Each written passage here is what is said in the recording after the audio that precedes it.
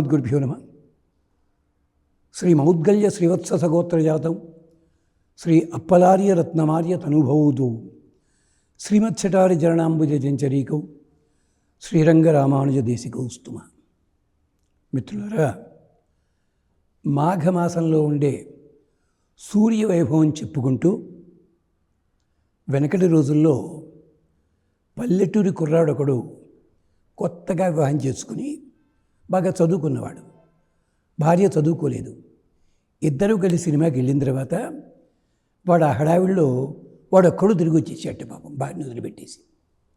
మనం గత భాగాల్లో ఒక చిన్న విషయాన్ని, పెద్ద విషయం అది మర్చిపోయాం.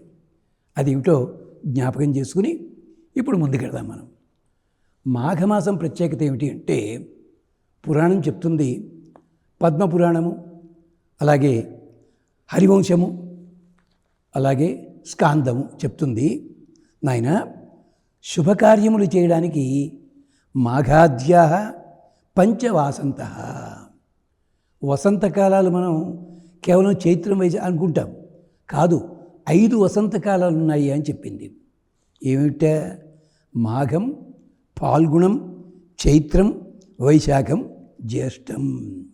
అంటే శుభకార్యాలకు ప్రారంభం మాఘం. ఈ పాటికి మీకు ఏదో సినిమా పాట కూడా గుర్తొచ్చి ఉండాలి.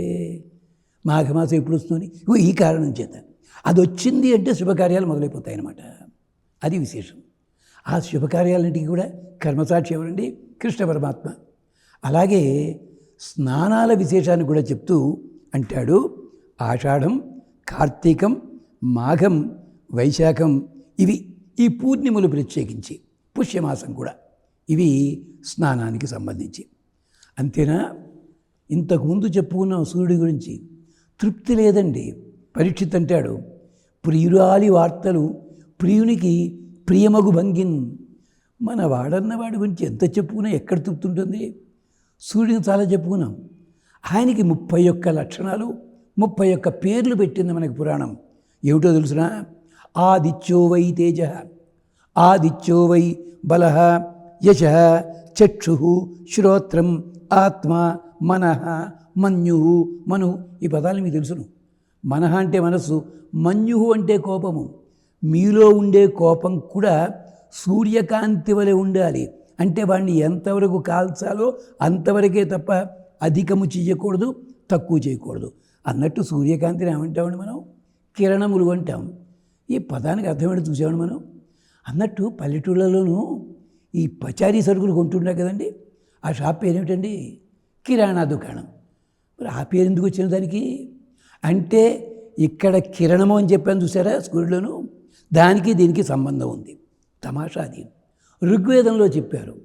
కిరణం అంటే ఏమిటో తెలిసిన, సూర్యుడులో అంత కాంతి ఉన్నప్పటికీ చెట్టుకి ఎంత కావాలో అంతే కాంతిస్తుంది. అలాగే పశువుకి ఎంత కాంతి కావాలో అంతే ఇస్తుంది. కానీ మనం ఏం చేస్తున్నాం? ఆయన్ని ఇబ్బంది పెట్టాలని డ్రెస్సులు వేసుకోవడం కానీ, ఇది కారణం. అంటే ఏమిటి? ఆ దుకాణంలో అన్ని వస్తువులు ఉంటాయి. వాడు వచ్చి ఒక వీసి ఇవ్వండి, 2 కిలోల అబ్బాడికి అన్నవాడికి ఇస్తాడు. లేదండి ₹1 ఇవ్వండి బాబు, పావలాకి ఇవ్వండి అనేవాడు వెనకటూరులో. అంటే ఏమిటి? ఎవళ్ళకి ఎంత ఎంత ఎలాంటివి కావాలో అంత అంత ఇస్తూనే ఉంటాడు. ఎంత అందమైన, నిజంగా తెలుగు వాళ్ళు ఎంత గొప్పవాళ్ళండి, ఎన్ని పదాలు అందించారండి. అందుకని అలాంటి మహానుభావుడు కిరణపతి. ఆయన కిరణములు కలిగిన వాడు. అంతేనా? చక్షు, శ్రోత్రం, ఆత్మ, మాయు, మృత్యు, మిత్ర, ఆకాశ, ప్రాణ, లోకపాలక, కహ, కిం, కం. ఇదేమిటండి? విశ్వాసంలో కూడా ఉన్నాయి. కహ కిం పదమనుత్తమం. కహ అంటే ఎవడు? ఎవరండి కాంతి అన్నాం, ఎవడయ్యాడు అక్కడ? కహ, కిం. దీనికే ఒక జోకు లాంటి మంత్రం చెప్పుకుని ముగించుకుందాం. దేవతలందరినీ పిలిచాడు, పుట్టించాడు వాళ్ళని, వాళ్ళకి పోస్టింగ్లు ఇచ్చాడు. ఆఖరిలోకి ఒకడిని పుట్టించాడు ఈయన, బ్రహ్మదేవుడు. ఎవరతను? ఇంద్రుడు. నాకేం పోస్టింగ్ అని అడిగాడు ఈయన. అంటే ఇంగ్లీష్లో అడగలే, సంస్కృతంలో అడిగాడు. వీళ్ళందరికీ దేవత వీళ్ళన్నట్ట. మనవాడు ఆ జీవో గవర్నమెంట్ ఆర్డర్ పట్టుకుని ఎగురుకుంటూ బయటకు వచ్చాట. మిగిలిన దేవతలంతా తనడానికి సిద్ధమయ్యాట. నీకంటే ముందు వచ్చిన వాళ్ళ మేము, మాకు లేకుండా నీకు అధికారమా పో అన్నట్ట. ఏడ్చుకుంటూ వెళ్ళాడు ఇంద్రుడు. ఏమైంది? వాళ్ళంతా కూడా ఎవరు నువ్వన్నారు నన్ను అనేసరికి బ్రహ్మకి కోపం వచ్చిందిట. కోపం వచ్చి మొహం అంతా ఎర్రబడిపోయిందిట. అప్పుడు ఇంద్రుడు అన్నాడు, నువ్వు నాకేమీ ఇవ్వక్కల, నీ ముఖంలో కాంతి మాత్రం నాకు ఇచ్చే చాలన్నాడు. ఒరే నాయన, ఇంత కాంతి ఉంటేనే వాడు చెప్పిన మాట వినలేదు, ఈ కాంతి పోతే నువ్వే నన్ను పట్టుకుని ఎవడు అంటావు నువ్వు? అక్కర్లేదు స్వామి, ఇకంచి నీ పేరు కహ ఎవడవుతుంది? కయితి బ్రహ్మణో నామ.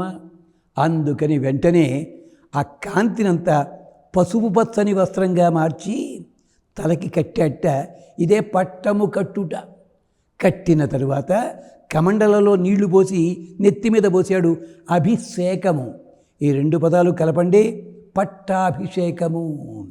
అప్పుడు కొత్త కిరీటం తయారు చేసి నెత్తి మీద పట్టుపోయాట.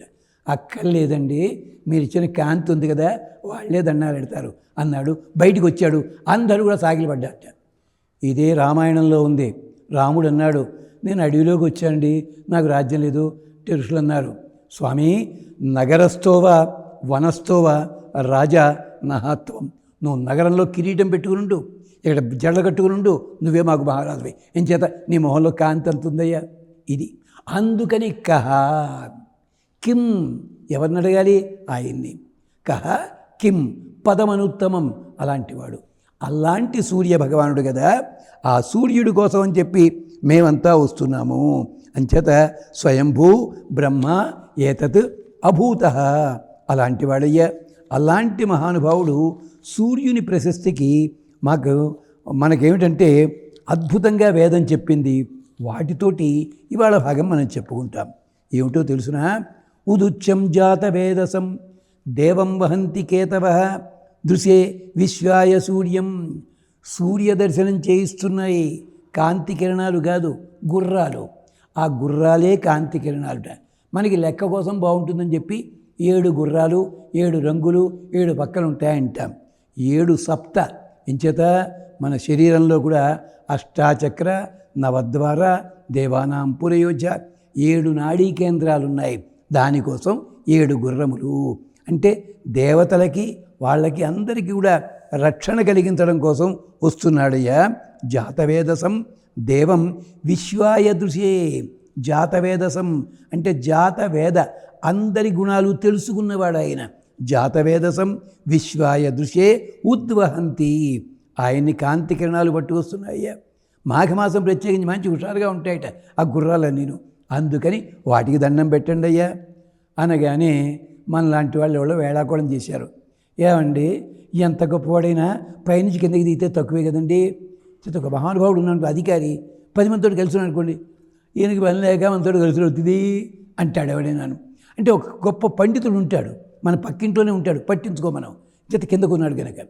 కానీ వేదం చెప్పింది, మూర్ఖుడా, గొప్పతనం అన్నది ఎక్కడో ఉండడం కాదురా, కిందకి దిగితే గొప్పతనము. న్యక్ వాత పవతి. వాయుదేవుడు ఎక్కడ వాడయ్యా?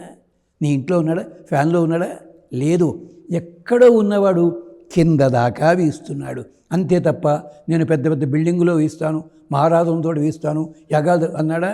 లేదే. ఆఖరికి అప్పుడే పుట్టిన లేగదూడ నిలబడేటప్పుడు దాని మీద కూడా వాయువు వీస్తోంది. చిన్న చిన్న చీమలు పరిగెడుతుంటే దానికి కూడా గాలిస్తున్నాడే పరమాత్మ. అలాంటివాడు. న్యక్ వాత అవాతి న్యక్తపతి సూర్య. సూర్యుడు అక్కడ ఉన్నవాడు కింద దాకా కాంతిని పంపిస్తున్నాడయ్యా. నీచీనం అగ్నియాదుహే. ఆవు పాలు చూడండి, నిండగానే కిందకి కార్చేస్తుంది అది. అంతే తప్ప నువ్వు ట్యూబ్ పెట్టుకో దాంట్లో అంటలేదే. అలాగా న్యక్ అగ్నియాదుహే న్యక్ భవతు తేరప.